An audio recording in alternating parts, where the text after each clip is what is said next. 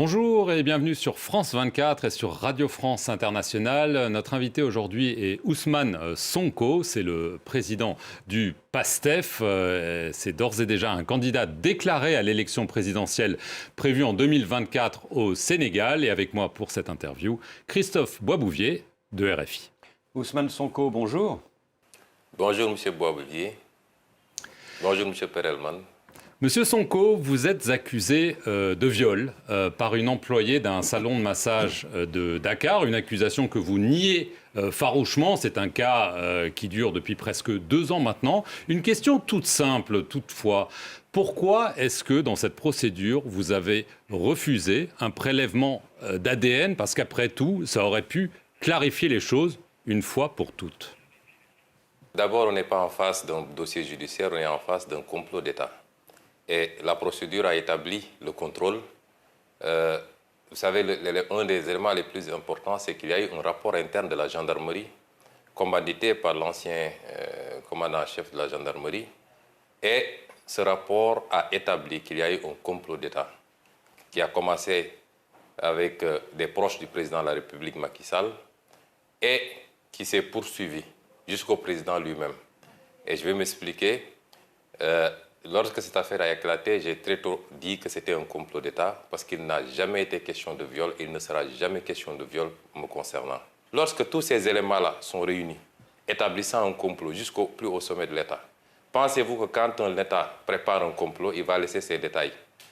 Au nom de quoi je me soumettrai à un test ADN sur une procédure dont celui qui avait demandé des prélèvements est lui-même impliqué dans le complot, c'est-à-dire le procureur de la République, et qu'il a été capable, fait extrêmement gravissime, de modifier un rapport d'enquête d'un gendarme à la base pour pouvoir m'incriminer. On n'est pas dans un dossier ordinaire et c'est pourquoi je ne me soumettrai pas à ce test. Monsieur Sonko, les opposants Karim Wade et Khalifa Sall ont une condamnation qui, a priori, les empêche de se présenter. L'ancienne première ministre, Mme Aminata Touré, qui vient de déclarer sa candidature, elle est aussi mise en cause, cette fois dans la presse, pour sa gestion au Conseil économique et social. Si vous-même, vous êtes renvoyé en procès puis condamné, vous ne pourrez pas être candidat l'année prochaine. Est-ce que vous pensez que c'est une stratégie délibérée ou pas? Mais vous avez la réponse à votre question. Vous savez très bien que depuis que Macky Sall est président de la République du Sénégal, on assiste à un phénomène inédit. C'est la première fois au Sénégal qu'un président de la République choisit qui doit aller à une élection. Le président Macky Sall, il sait qu'il ne pèse plus absolument rien au Sénégal. Il est passé de 65% de score en 2012 lorsqu'il est arrivé au pouvoir à 46% lors des dernières élections législatives, c'est-à-dire qu'il est minoritaire et minorisé dans ce pays. Il sait que tous les Sénégalais lui ont tourné le dos à cause de sa gouvernance calamiteuse. Mais aujourd'hui, sa stratégie, c'est de communiquer sur l'international, de se présenter comme le seul capable de diriger le Sénégal, de gérer les intérêts internationaux, d'assurer une stabilité du Sénégal dans un contexte sous-régional et régional extrêmement perturbé. Et ce discours semble passer. Parce que, pour ce faire, il instrumentalise un certain nombre de contextes. D'abord, le contexte du terrorisme. Aujourd'hui, Macky Sall présente son opposition au sein de l'Union européenne, au sein de l'Occident, de la communauté internationale, comme une opposition irresponsable, terroriste, une opposition qui veut déstabiliser le pays, une opposition qui serait contre les intérêts des Occidentaux. Le tableau que vous avez dressé est vrai, vous pouvez élargir la liste. Aujourd'hui, Barthélémy Diaz, maire de Dakar, est sous le coup d'une condamnation. Et il est à la dernière phase, la cassation. Si la condamnation est définitive, non seulement il ne peut pas candidater, mais ses mandats de maire de Dakar et de député de l'Assemblée nationale sont compromis. Beaucoup d'autres opposants sont aujourd'hui dans ce cas-là. Qui donc va compétir en 2024 contre le candidat de Macky Sall parce que lui n'a pas le droit d'être candidat? Et ça ne relève pas de la démocratie et le peuple sénégalais ne l'acceptera pas. Alors justement, vous venez de soulever un point qui fait débat et qui fera débat, à savoir la question du troisième mandat. Alors Macky Sall n'a pas encore dit s'il comptait briguer ou pas un nouveau mandat. Il estime toutefois qu'en raison de la nouvelle constitution de 2016, il en a le droit parce que les compteurs des mandats présidentiels seront remis à zéro d'après lui. On entend certains de ses proches l'encourager à y aller. Alors, d'une part, en a-t-il le droit d'après vous? Et si il y va, qu'est-ce que vous allez faire? On voit que vous demandez des manifestations, des concerts de casseroles. Est-ce que vous seriez peut-être tenté par une stratégie de déstabilisation si jamais il saute le pas? Vous savez, le seul fait que ce débat se pose encore au Sénégal n'honore pas ce pays et n'honore pas le président Macky Sall. N'oubliez pas qu'en 2012, c'est le président Macky Sall qui était à la pointe de la contestation contre la troisième candidature du président Abdoulaye Wade. Au point d'être dans les manifestations à la place de la nation, muni d'un petit matelas et se disant prêt même à y passer les nuits s'il le faut. Pensez-vous que moralement, un homme qui a eu cette position, cette posture et qui a mené ce combat-là, puisse se retrouver 12 ans plus tard dans la même situation où c'est sa place qui a changé, c'est lui aujourd'hui qui veut forcer une troisième candidature. C'est une honte pour le Sénégal, c'est une honte pour l'Afrique que ce genre de débat ne se pose que chez nous. Quand on a gouverné de la manière dont il a gouverné, avec des scandales à l'appel impliquant ses proches, ses beaux-frères, ses frères, ses parents, tous ces gens qu'il a mêlés à sa gouvernance. Quand on a gouverné par la brimade, en instrumentalisant la justice, en libérant les forces de défense et de sécurité sur les gens, quand on a gouverné de cette manière, on a toujours peur des lendemains. Mais sur le plan juridique, tous les constitutionnalistes sénégalais, vous voyez que chaque jour ou chaque semaine, il y a des panels. Je n'ai pas encore vu un constitutionnaliste qui dise le contraire. La question de la durée des mandats n'a rien à voir avec la question de la limitation des mandats. Et nul ne peut faire 2 mandats consécutifs. Cette phrase qui figure dans l'article 27 de la Constitution a résumé la question. Qu'est-ce qui va se faire? Cela relèvera du peuple sénégalais. Vous savez, ce n'est pas une question de Ousmane Sonko ou de X ou de Y. La preuve, s'il y a une question qui fait consensus entre l'écrasante majorité du peuple sénégalais, la société civile sénégalaise, les acteurs politiques de l'opposition et même des acteurs politiques du pouvoir, parce que de plus en plus des voix s'élèvent dans le pouvoir. On a même des démissionnaires qui disent rendre le tablier parce qu'ils ne peuvent pas admettre ce débat sur le troisième mandat. Le moment venu, le peuple sénégalais, qui est un grand peuple, qui a montré dans le passé son attachement à la démocratie, mais son attachement au respect d'un certain nombre de principes, ce peuple-là aura son mot à dire. Monsieur Sonko, lors de votre candidature officielle, c'était au mois d'août dernier, vous avez accusé Macky Sall de susciter des dossiers de terrorisme, de rébellion, de viol imaginaire, fabriqués avec le soutien de la France. La France aurait donc participé à un complot contre vous? C'est grave, ça, comme accusation. Ce que je veux dire, c'est qu'aujourd'hui, il y a un comportement.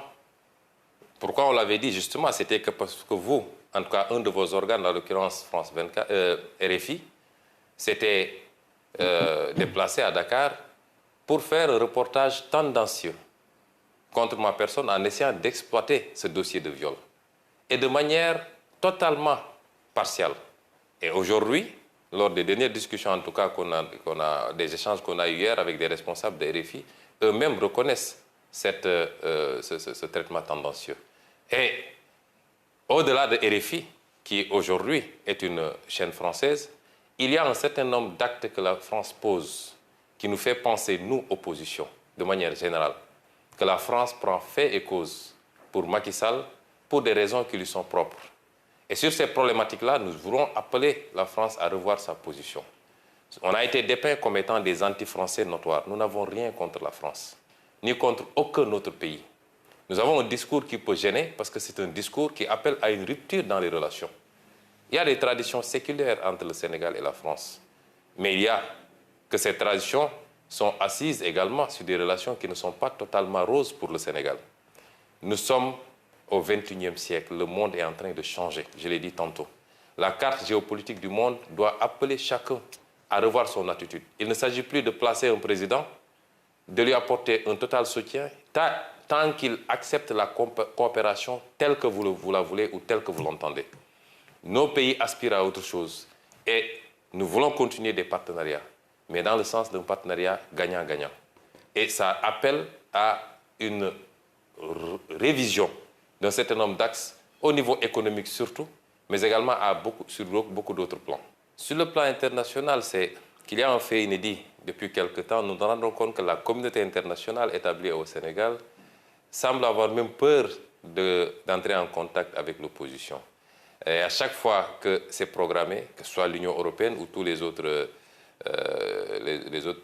instances de la communauté internationale, c'est déprogrammé à la dernière minute. Et on nous dit que ce serait un veto du président Macky Sall. Et nous voulons dire à cette communauté internationale que l'opposition sénégalaise est une opposition responsable, ouverte sur le monde, qui connaît la tradition et l'histoire de la coopération au Sénégal, qui en aucun cas ne peuvent être interrompues. Mais que nous voulons des discussions beaucoup plus sereines, beaucoup plus ouvertes et orientées vers des partenariats constructifs et bénéfiques, c'est-à-dire des partenariats gagnant-gagnant, dans la gestion de nos ressources naturelles, dans la passation des marchés publics, dans la gestion d'un certain nombre d'éléments extrêmement sensibles que nous avons en commun et en partage, et qui, mal gérés, rejaillissent sur les phénomènes que nous connaissons, notamment cette immigration qui pose problème à l'Europe. Monsieur Sonko, vous dites que vous n'êtes pas contre la France. On a vu des manifestations anti-françaises et parfois pro-russes dans plusieurs capitales africaines. On a vu l'arrivée de mercenaires russes au Mali, peut-être au Burkina Faso. Quelle est votre appréciation de cette arrivée des Russes sous différentes formes? Est-ce que la Russie est un partenaire de confiance qui pourrait se substituer à la France? Oui, c'est des questions extrêmement délicates sur lesquelles notre position elle est très simple. Les pays africains sont des pays indépendants qui peuvent envisager de manière autonome leur coopération. Et aujourd'hui, coopérer avec la France, les États-Unis, la Russie ou la Chine est une option. Mais ce que je voudrais dire à nos amis africains, c'est de faire très attention sur un certain nombre de questions. Il n'est pas question de remplacer un partenariat qu'on considérait défavorable par un autre qui peut l'être beaucoup plus. Et remplacer un drapeau par un autre ne milite pas en faveur du combat pour la souveraineté des pays africains. Nous devons être très prudents, l'ouverture certes, mais à l'endroit de la Russie également. Ce qui est attendu, ce n'est pas un partenariat de guerre. On n'attend pas que la guerre s'installe dans un pays pour débarquer, mais nous voulons des partenariats beaucoup plus constructifs, beaucoup plus larges, qui englobe toutes les questions de développement qui nous interpellent, en respectant la liberté de chaque pays maintenant à pouvoir choisir librement ses partenaires.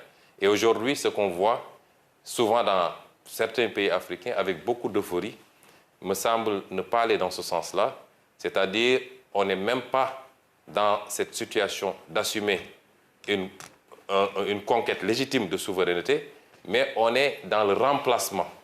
Et est-ce que ce qu'on remplace est-ce que ce par quoi on remplace vaut mieux que ce qu'on remplace? Je n'en suis pas totalement sûr. Et nous devrions traiter ces questions avec beaucoup plus de sérénité, beaucoup plus d'analyse prospective et non pas de manière émotionnelle comme on a l'habitude de faire ici en Afrique. Merci, M. Ousmane Sonko, de nous avoir accordé cet entretien. Et merci à vous de nous suivre sur nos deux chaînes, France 24 et Radio France Internationale.